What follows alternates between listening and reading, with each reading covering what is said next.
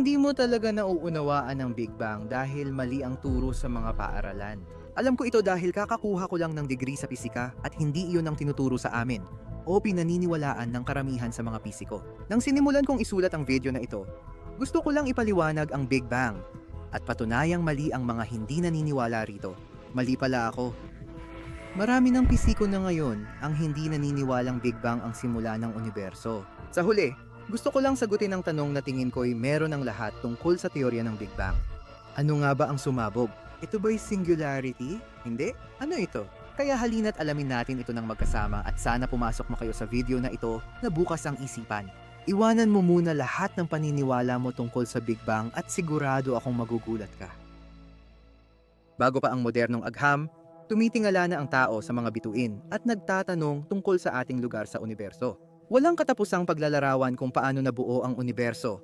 Daang-daang Diyos na may sari-sariling kwento ng paglikha. Ayon sa mga atomista ng Gresya, walang hanggan ang universo sa espasyo at panahon. Naniniwala ang mga Hindu, Stoiko at Budista na ang universo ay dumadaan sa mga siklo ng paglikha at pagkawasak. Noong 1687 inilathala ni Isaac Newton, 44 na taong gulang ang kanyang tanyag na prinsipya. Ipinakita niya rito na ang parehong mga batas na naglalarawan ng galaw dito sa mundo ay totoo rin sa buong universo.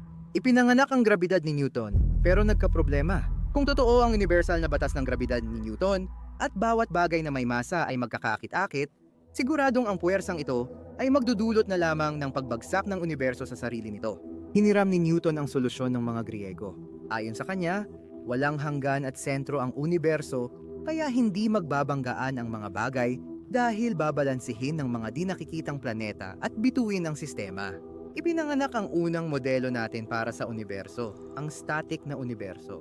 Para kay Newton, ang universo ay walang hanggan sa espasyo at oras. Kristiyano si Newton, kaya naniniwala siyang nilikha ng Diyos ang universo, ngunit hindi ito ginawa sa tiyak na oras. Ang ideya ng isang static na universo ay naging malawakang tinanggap, hanggang sa may ilang tao na napansin na may problema ito. Kapag tumitingala ang mga tao sa langit sa gabi, nakikita nila ang mga maliwanag na tuldok ng liwanag na nagmumula sa mga bituin at malalawak na bahagi ng kadiliman. Kung ang universo ay tunay na walang hanggan gaya ng sabi ni Newton, dapat kahit saan ka tumingin ay may makikita kang bagay. Isang bituin, isang galaksya. Dapat sana ay maliwanag ang gabi, pero hindi ganito ang ating nakikita. Ibig sabihin, hindi maaaring walang hanggan, hindi gumagalaw, o walang katapusan ng universo, may nagbago. At dumating ang pagbabagong iyon mahigit 200 taon ang lumipas, at tulad ng maraming bagay sa pisika, ito ay nagmula kay Albert Einstein. Noong 1915 inilathala ni Einstein ang teorya ng relativity at gumawa ng matapang na tuklas. Kapag bumibilis ang tagamasid, bumabagal ang oras at umiiksi ang haba. Habang lumalapit ka sa bilis ng liwanag, mas bumabagal ang oras. At kapag naabot mo ito, hihinto na ang oras. Magkaugnay ang espasyo at oras. Isa lang sila at pareho, at sila ang bumubuo sa mismong himaymay ng universo, ang space-time. Ang grabidad ay hindi puwersa sa pagitan ng bagay, kundi pagbaluktot ng space-time ng mga bagay. Binabaluktot ng araw ang himaymay at umiikot ang mundo sa hubog nitong ibabaw. Maganda ito sa teorya, pero kailangan pa rin nilang subukan. At nagawa nila iyon matapos ang 4 na taon. Noong Mayo 20, 1919 nagkaroon ng total solar eclipse na nakita sa Brazil. Si Arthur Eddington ang nag-organisa ng 2 ekspedisyon ng Royal Astronomical Society para kunan ng larawan ang eclipse. Sinusubukan nila ang teorya ni Einstein. Kung tama siya, hindi lang mga bagay ang gagalaw sa baluktot na spacetime na ito, kundi pati ang liwanag mismo ay dapat yumuko at lumiko upang sumunod sa baluktot na landas na ito. Sa eclipse, makikita ang mga bituin sa likod ng araw, kaya pwedeng mapatunayan kung tama siya. Kung mali ang kanyang teorya at hindi binabaluktot ng gravity ng araw ang liwanag ng mga bituin, dapat ay dito sila lumitaw. Pero hindi ganoon ang nangyari. Nandito ang mga bituin. Lumipat sila noong nagkaroon ng eclipse na baluktot ng gravity ng araw halos eksakto sa tinaya ni Einstein. Si Einstein ay mabilis na sumikat. Iniulat ng The Times of London ang bagong teorya ng universo. Natalo ang ideya ni Newton at naging simbolo ng katalinuhan ang kanyang pangalan. Hindi lang tungkol sa grabidad sa pagitan ng mga bagay ang mga bagong batas ni Einstein. Magagamit din ito sa pagsusuri ng hibla ng sansinukob. Bagamat napatalsik niya si Newton sa bagong teorya ng grabidad, naranasan din niya agad ang parehong suliranin na hinarap ni Newton 2 siglo na ang nakalipas. Sa relatibidad, hindi matatag ang universo. Dapat itong lumawak o gumuho dahil sa grabidad. Upang subukang lutasin ang problemang ito, binago ni Einstein ang kanyang mga ekwasyon. Dinagdagan niya ito ng isang halaga na tinawag niyang cosmological constant. Kinakatawan nito ang enerhiya ng walang lamang espasyo. Sa madaling salita, kung kukuha ka lang ng isang kahon ng walang laman na espasyo, gaano karaming enerhiya ang nasa loob ng kahon na yun? Pwede niyang baguhin ang halaga para tumugma sa obserbasyon ng static na universo. Tinawag niya itong pinakamalaking pagkakamali. Pero gaya ng makikita natin sa video, baka tama pala siya mula't mula pa lang. Sige, kaya noong panahong iyon na inaalam ni Einstein ang lahat ng tungkol sa relativity, ang mga astronomo ay tumutuon ng pansin sa kalangitan sa gabi para subukang lutasin ang isa sa pinakamatagal ng problema sa pisika. Matagal nang napapansin ng mga astronomo ang malabong ulap sa kalangitan. Tinawag nila itong mga nebula at ang pinakasikat dito ay ang Andromeda. Hindi talaga nila alam kung ano ang mga ito. Tinawag ni Immanuel Kant ang mga ito na mga isla ng universo. Ngunit noon ay wala tayong paraan para masukat ang kanilang layo. Hanggang sa isang matalinong babae, si Henrietta Swan Leavitt, ay nagtagumpay ng malaki. Si Leavitt ay kabilang sa maliit na grupong babaeng astronomo na tinawag na Harvard Computers na mababa ang sahod. Inatasan siya na sukatin ang mga photographic plate upang itala ang posisyon at liwanag ng mga bituin. Sa paggawa nito, pinag-aralan niya ang isang espesyal na uri ng bituin na kilala bilang Cepheid variable. Ito ang mga bituing maliwanag na regular tumitibok mula ilang araw hanggang buwan. Napansin niya ang pattern. Habang humahaba ang tibok, mas luminaw ang bituin. Kaya maaaring sukatin ng mga astronomo ang panahon, tukuyin ang liwanag ng bituin, at ihambing ang liwanag na iyon sa kung gaano kaliwanag ang itsura nila mula sa daigdig. Dahil maputla ang mga malalayong bagay, magagamit nila ito para sukatin ang distansya sa Cepheid variable.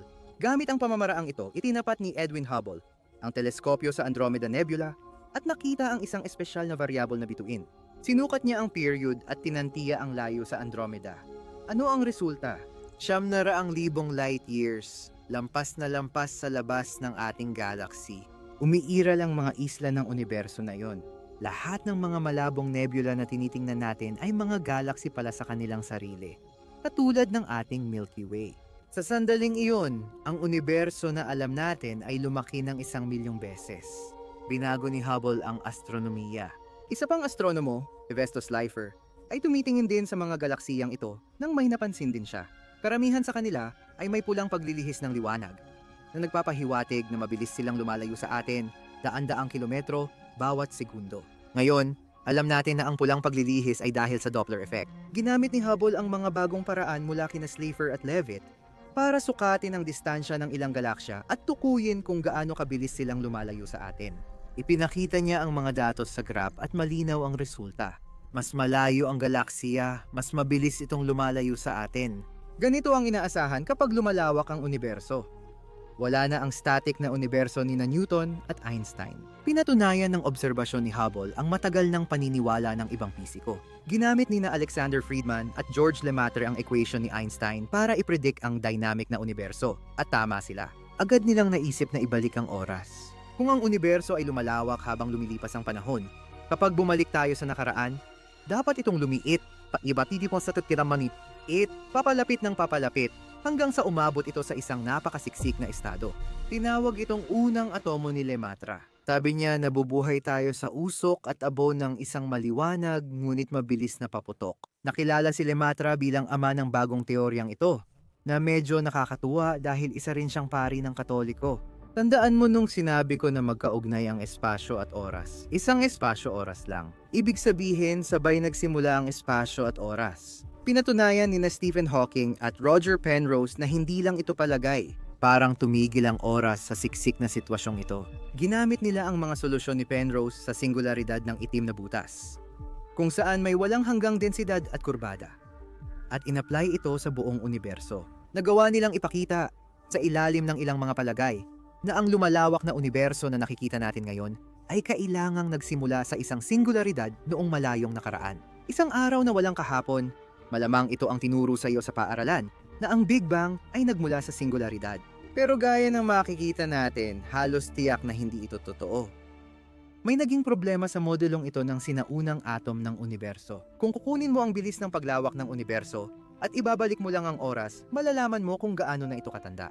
Nang ginawa nila ito, nakakahiya ang sagot. 1.8 bilyong taon lang ang tanda. Matagal nang alam ng mga heologo na ang daigdig ay hindi bababa sa 4.5 bilyong taon ang edad. Ano ang nangyayari? May mali. Pero kahit walang problemang ito, ayaw talaga ni Einstein sa ideya ng lumalawak na universo. Malalim ang paniniwala niya sa static na universo, kaya nag-explore siya ng bagong teoryang pinagsasama ang primeval atom at static na universo. Kung kailangang pareho ang densidad ng enerhiya, iminungkahi niyang dapat laging may nabubuong bagong particle ng materya. Inisip niya ang universo na lumalawak ng walang pinagmulan, kung saan maaaring malikha ang mga bagong particle mula sa cosmological constant, ang enerhiya ng walang laman na espasyo. Ang paglawak ng espasyo ang dahilan ng pagdami ng bagong materya, kaya nananatili ang densidad ng enerhiya ng universo. Lahat ay nalutas. Pero hindi talaga gumana ang ideyang ito. Mayroong mga maliliit na problema kaya hindi niya ito sinabi kanino man. At natuklasan lang ito sa kanyang mga tala noong 2014. Maswerte siya dahil 3 siyentipiko sa Inglaterra rin ang nakaisip ng parehong ideya noong 1,000. 945. Sina Fred Hoyle, Thomas Gold at Hermann Bondi ang nagpanukala ng steady-state model na dating tinanggihan ni Einstein. 2 pangunahing ideya noon, ang primeval atom at steady state. Si Hoyle ay may palabas sa radyo at nagsasalita tungkol sa agham sa Inglaterra. Minsan, habang nasa ere, inilarawan niya ang dalawa at binanggit ang primeval atom na nagsabing lahat sa universo ay nilikha sa isang malaking pagsabog noon. Ipinanganak ang pangalang Big Bang at nanatili ito. Nailatag na natin ang pundasyon ng Big Bang at malamang ito rin ang iniisip mong ibig sabihin nito. Noong unang panahon, magkakalapit at mainit ang lahat, tapos biglang sumabog at nabuo ang universo. Pero may dapat pang subukan. Iniisip ng mga tao kung ano ang nangyari sa lahat ng materya at bagay. Planeta, bituin, galaksia, tao. Kapag binalikan ang nakaraan hanggang Big Bang. Pinakita ni na George Gamow at Ralph Alpher na habang kumukontra ang universo, ito'y iinit at siksik. Hanggang sa mabasag ang materya at maging sabaw ng proton, neutron, elektron at photon. Kaya pagkatapos ng Big Bang, parang sabaw ang lahat ng particle at walang bakanting espasyo. Napakainit noon kaya ang buong universo ay parang isang malaking nuclear reactor. Ang mga proton at neutron ay nagsasama-sama. Bumubuo ng mga nucleus ng hydrogen, helium at lithium na mga atomo. Makalipas ang 5 minuto, lumamig na ng husto para maisara ang nuclear reactor na ito. Nabuo na ang lahat ng atomic nuclei at naitala sa tamang proporsyon. Ayon kina Gamow at Alpha, 75% ng mga nuclei ay hydrogen, 25% ay helium, at kakaunti lang ang elementong gaya ng lithium. Tama sila at tugma ang mga obserbasyon sa proporsyong ito. Hindi rin sila tumigil dito. Patuloy na pinag-isipan ng grupo ang simula ng universo at ang kanilang sabaw. 5 minuto matapos ang Big Bang at ang sabaw ay puno na ng 3 pangunahing bagay. Mga atomikong nukleo, elektron, at photon ng liwanag mula sa Big Bang. Patuloy sinisipsip at inilalabas ng mga nukleo ang liwanag, paikot-ikot sa plasma dahil sa init. Mananatili ang sabaw ng 380,000 taon hanggang sa lumamig ito sa 2,700 degrees C. Sa sandaling iyon, nagbago ang lahat. Agad dumikit ang mga elektron sa pinakamalapit na nukleo at malayang lumipad palabas ang mga photon ng liwanag sa bakanting kalawakan. Kung nandoon ka at nanonood, ito ay magiging isang maliwanag na pulang liwanag at mula noon, ang liwanag na ito ay dapat naglalakbay palabas sa universo. Hinahatak ng space-time habang lumalawak ang universo. Nagiging mas redshifted kaya't ngayon ay nasa microwave na bahagi na ng light spectrum at sobrang lamig, mga 2 Kelvin. Tinawag nila itong kosmikong microwave background radiation. Kung gusto talaga nilang patunayan na totoo ang Big Bang, kailangan nilang mahanap ang liwanag na ito. At kung magagawa nila ito, para na rin silang kumuha ng litrato ng Big Bang. Nagsimula na ang paghahanap. Noong 1940 inaral ng astronomong si Andrew McKellar ang mga ulap ng alcohol sa kalawakan at sinukat ang temperatura ng espasyong nakapaligid dito. Nalaman niyang 23 degree Kelvin ito, pero di niya alam ang ibig sabihin at walang nagdugtong ng impormasyon. Tinusukat na pala niya ang afterglow ng Big Bang at hindi niya ito namalayan. Samantala, halos patay na ang steady state model. Pangunahing problema ng Big Bang ang edad, lumalabas na masyadong bata ang universo. Ayon sa bagong datos, mali ang naunang kalkulasyon ng distansya sa Andromeda Galaxy. Sa katunayan, mahigit 2.5 milyong light years ang layo nito. Batay sa bagong datos, Tinatayang ang edad ng universo ay 10 hanggang 20 bilyong taon. Nalutas na ang problema sa edad. Ang mga astronomo sa Princeton ay tutok na sa cosmic microwave background at malapit na itong makuha. Pero nauna ang Bell Labs, ilang kalye lang ang layo, at may na-detect silang kakaibang ingay sa datos nila. Hindi alam ni na Arno Penzius at Robert Wilson kung ano iyon. Tinangkang alisin, pero wala pa ring nangyari. Doon sila nakipag-usap sa ilang tao sa Massachusetts Institute of Technology at doon nila na-realize ang kanilang natuklasan. Ito ang cosmic microwave background radiation na nasukat sa 2.7 degrees Kelvin. Natanggap nila ang Nobel Prize sa natuklasang ito at naging kinilala ang Big Bang. Kung makikita natin ito tulad noong unang nailabas at kinunan ng litrato, magmumukha lang itong pulang liwanag sa langit mula sa lahat ng direksyon. Ang liwanag mula mismo sa Big Bang. At hindi nagtagal, ginawa nga nila yon. Kumuha ng litrato. Pagsapit ng 1982, inaprubahan na ng National Aeronautics and Space Administration ang paggawa ng isang spacecraft na kukuha ng larawan ng buong cosmic microwave background. Nasusuri nito ang kalangitan at gumagawa ng mapa ng itsura sa bawat direksyon. Ang COBE satellite. Noong 1990, nakuha nila ang lahat ng datos at inilabas ang kanilang malaking revelasyon. Ang cosmic microwave background sa buong kagandahan nito. Namapa na nila ang buong ambag ng kalangitan at nakuha ang pinakakompletong larawan ng cosmic microwave background na nakuha. Idineklara ni Stephen Hawking na ang resulta ay ang siyentipikong tuklas ng siglo, kung hindi man ng lahat ng panahon. At hindi lang ito maganda. Pinatunayan nito ang matagal ng hinala ng mga siyentipiko. Sa pisika, may black body. Isa itong idealisadong bagay na sumisipsip ng lahat ng liwanag, 100% nito. Ang lahat ng enerhiya ay kailangang ilabas ng bagay sa isang tiyak at mahuhula ang paraan. Ganitong itsura dapat ang spektrum ng liwanag nito. Depende sa temperatura ng bagay. Pwedeng magbago ang hugis nito, pero laging may perpektong theoretical na hugis ng black body spectrum. Hinulaan nila na ang cosmic microwave background ay may tanda ng perpektong black body. At iyon nga ang nangyari. Ito ang pinaka-perpektong black body na naobserbahan sa kasaysayan. Mga standing ovation, Nobel Prize, at isang tumpak na paglalarawan kung paano ipinanganak ang universo.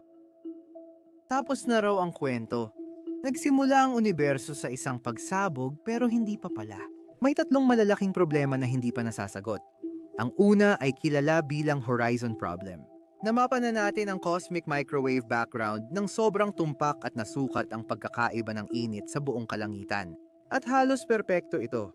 Ang buong signal ay halos eksaktong 2.7 degrees Kelvin kahit saan ka tumingin.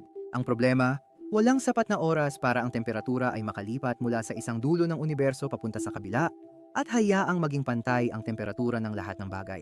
Kahit bumiyahe sa bilis ng liwanag, imposibleng nagpantay ang temperatura ng 2 magkasalungat na punto sa cosmic microwave background sa loob ng 380,000 taon bago lumabas ang liwanag ng cosmic microwave background. Aabutin talaga ito ng trilyong taon.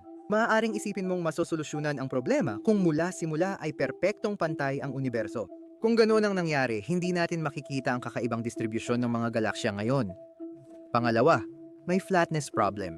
Maaaring magkakaiba ang kurbada ng espasyo sa universo na sinusukat ng omega. Kapag ang omega ay 1, patag ang espasyo at hindi magtatagpo ang mga paralel na linya.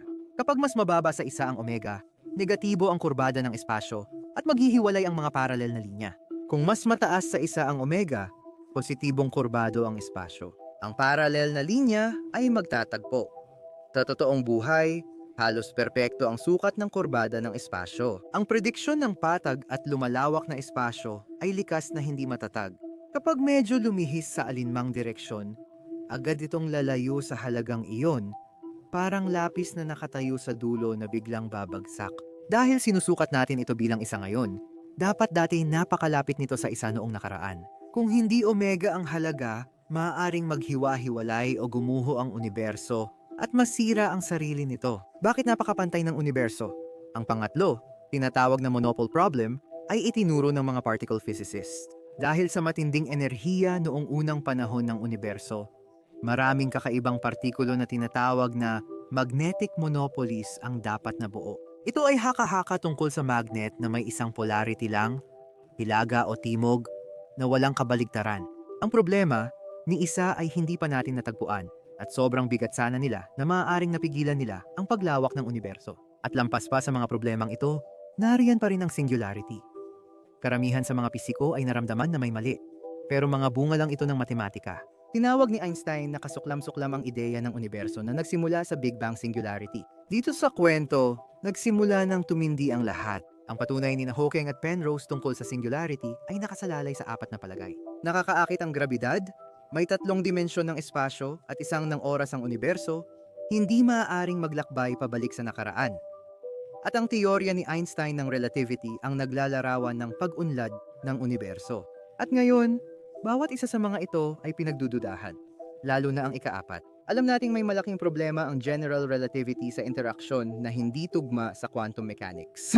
Pareho nang itinakwil ni Hawking at Penrose ang marami sa mga palagay na ito. Wasak na ang patunay nilang singularity na nagsimula ang oras sa Big Bang. Klaro na kailangan natin ng higit pa at mas maganda kaysa sa Big Bang singularity. Ang solusyon namin ay mula sa napakatalinong pisiko na si Alan Guth. Si Guth ay nag-iisip tungkol sa mga phase transition sa karaniwang pisika. Ang mga yelo ay nagiging likido habang natutunaw. Kung paiinitin mo pa ito, magkakasingaw ka. Ito ang phase transition. Pero may iba ring kakaibang uri nito. Kung malinis ang likidong tubig, pwede itong malamigan ng lagpas sa normal na nagyayelong punto na tinatawag na supercooling. Sa Big Bang, inisip na ang universo ay lumamig mula sa walang hanggang temperatura habang ito ay lumalawak, pero ang paglamig na ito ay magdudulot sa atin ng monopoly problem. Paano kung ipagpaliban natin ito tulad ng sa tubig? Sabi nila, kung madelay ang paglamig, mawawala ang monopole problem. Hindi lang sila nabubuo. Ang tanong ngayon, ano ang nagagawa ng supercooling na ito sa bilis ng paglawak ng universo? Sa tingin mo ang walang laman na espasyo ay gaya ng tunog nito? Talagang walang laman. Ngunit ipinakita ng quantum mechanics na isa itong dagat ng kaguluhan. May mga quantum field na tumutugma sa bawat particle at nakatago sa atin.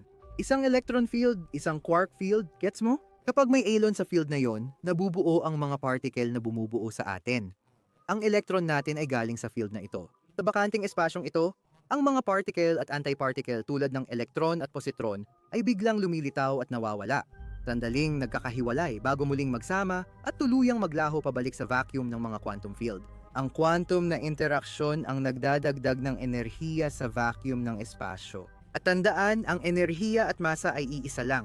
Kaya kung may sapat kang bakanteng espasyo at makakakuha ng enerhiya mula sa vacuum, pwede kang magkaroon ng sapat na masa para likhain ikaw, ako, o pati ang universo. Sinimulan ni Guth kalkulahin kung gaano kabilis lalawak ang universo kung galing sa vacuum energy ng espasyo. At napakabilis ng resulta. Ang universo, sa napakaliit na bahagi ng 1 segundo, ay lalawak ng hindi bababa sa 100 trilyong beses. Agad niyang napagtanto na ang nakakabaliw na yugto ng paglago na ito ay agad na mag-ayos sa problema ng flatness. Sa mabilis na paglago, nabaligtad ang mga equation. Ang omega, na kumakatawan sa kurbada ng universo, ay mabilis na lumapit sa isa. Anumang hugis ng universo noon, ang pagpapalawak dahil sa vacuum energy ay nagpatag dito. Nalutas ang flatness problem. Alam niyang may natuklasan siyang mahalaga. Isinulat niya, kamanghamanghang pagkaunawa. Maaaring ipaliwanag ng ganitong supercooling kung bakit patag ang universo at maresolba ang fine-tuning paradox ni Dick. Ang problema ay tila nawala na parang mahika. Lahat ay dahil sa panahong ito ng mabilis na paglawak. Tinawag ito ni Guth na inflation. Ang huling problemang kailangang lutasin ng inflation ay ang horizon problem, na medyo simple lang.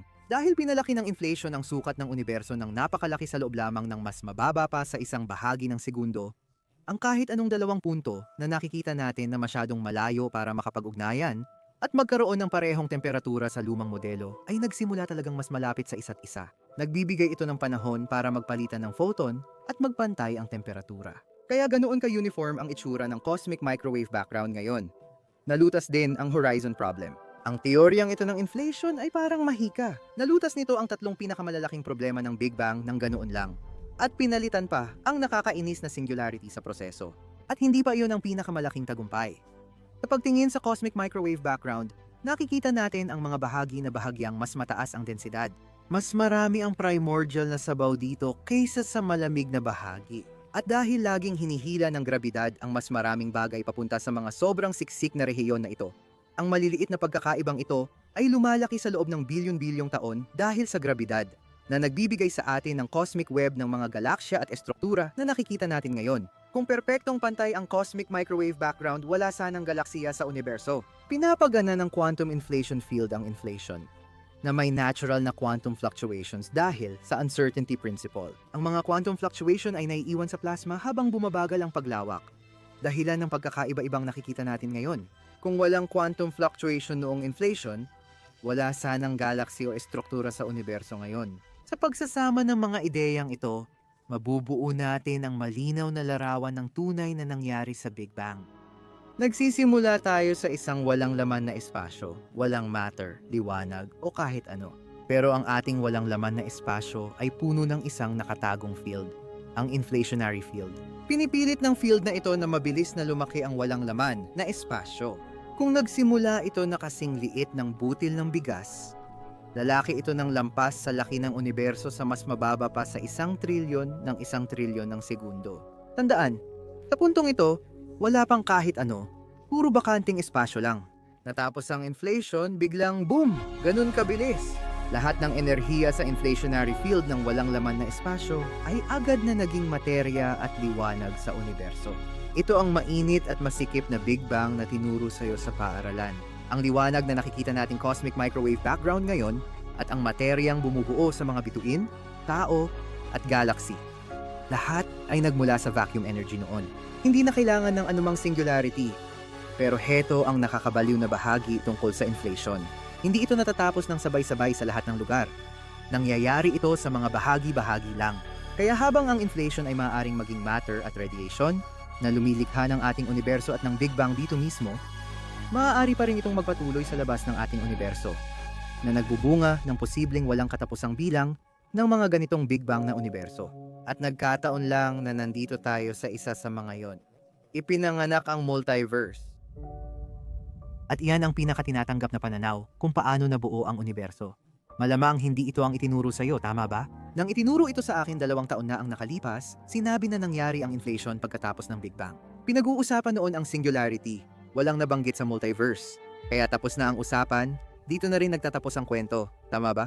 Well, hindi pa tapos. Tulad ng nakita mo sa video, patuloy ang pag-unlad ng kosmolohiya at may mga bagong teoryang nagsasabing mas tumpak ang paliwanag nila sa pinagmulan ng universo. Bagamat ang inflationary Big Bang ang pinakamahusay na paliwanag natin ngayon, mayroon din itong mga problema.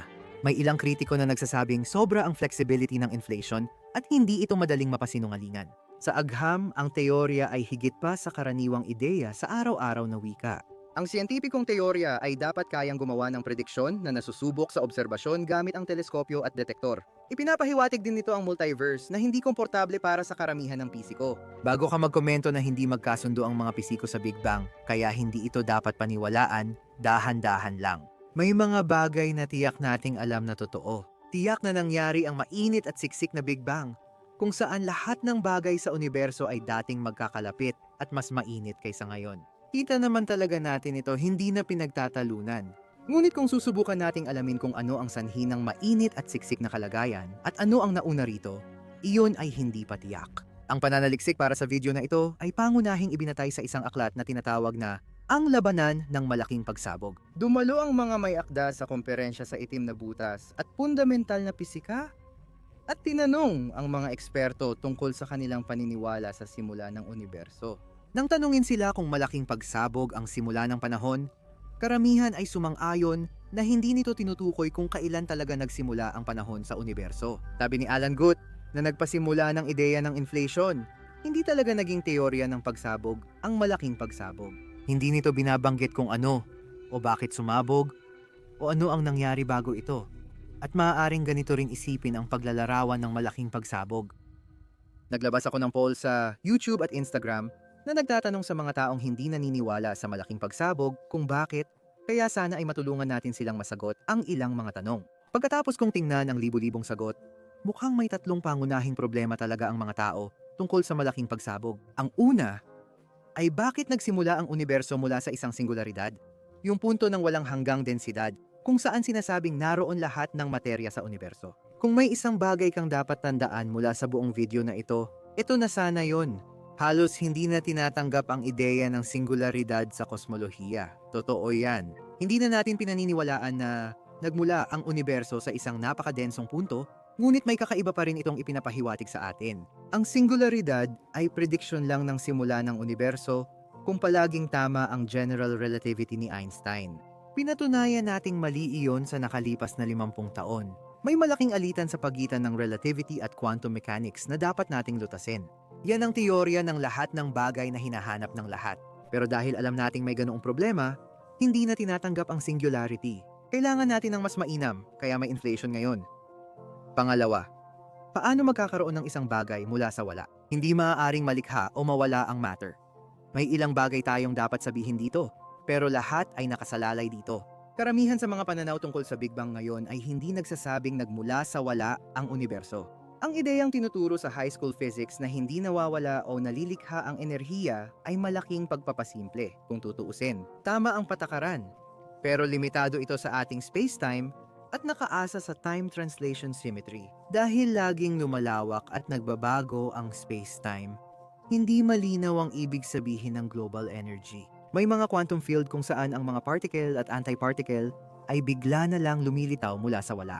Sa bagong larangan ng pisika, mas nababago ang maraming patakaran kaysa sa itinuro sa paaralan. At ayos lang ito. Kadalasang sagot na natanggap ko ay hindi raw totoo ang Big Bang. Dahil kung totoo ito, ano raw ang nangyari bago ito? Isa lang itong hindi pagkakaintindihan. Hindi sinasabi ng Big Bang models na alam nila ang nangyari bago ang Big Bang. Ganoon lang kasimple. Sa tingin ko, ang pagpilit mong may nauna bago ang simula ng universo ay hindi pagkakaintindi sa takbo ng oras. Ang oras ay mas pisikal. Pisikal kaysa sa iniisip natin. Ang araw-araw nating karanasan ay nagpaparamdam na ang oras ay parang isang bagay na patuloy lang na tumatakbo papunta sa hinaharap at walang katapusang bumabalik sa nakaraan. Pero hindi iyon totoo. Kung ang espasyo-oras mismo ay hindi umiral noon sa nakaraan, oo, walang kahit ano bago yon. Literal na literal. Pero hindi pa natin alam yan ng sigurado. Pwede pa akong magsalita ng 2 oras pa tungkol sa iba't ibang ideya na ginagawa ng mga tao para palitan ng inflation. At kung gusto mo, pwede kong gawin ng video na yon. Sabihin mo lang sa comments. Pero sa ngayon, dyan muna tayo. Patay na ang singularity. Ang inflation ang pinakamahusay na modelo ng pagbuo ng universo at naging matagumpay ito. Pero may mga problema pa rin tayong kailangang lutasin. Ito ang pinakamahirap na hamon ng sangkatauhan, ang pinagmulan ng buong universo. Hindi talaga ito magiging madali. Pero sana makita mo kung gaano talaga kamangha-mangha ang progreso na nagawa natin hanggang ngayon.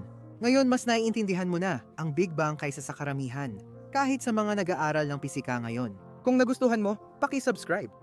Ilang buwan kong ginawa ang video na ito pero 20% lang sa inyo ang nakasubscribe.